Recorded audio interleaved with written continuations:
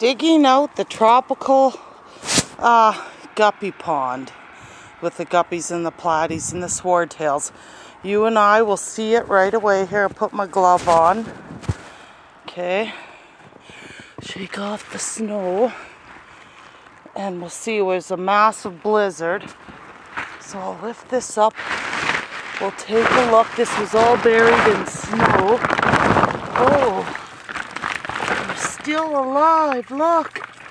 Guppy's alive after the blizzard. It's nice and warm and they're starved. I have to feed them. Oh my God. Here comes my nephew down the street. It's just like people are digging out everywhere. There. Guppies after the winter storm. They're eating.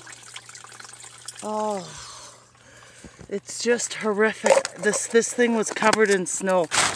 Okay, and the snow helped keep it warm. Of course, there's 2 heaters in there.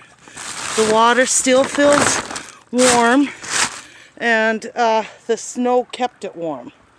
I'll put that blanket down. And then I'll push snow back over there to keep it warm.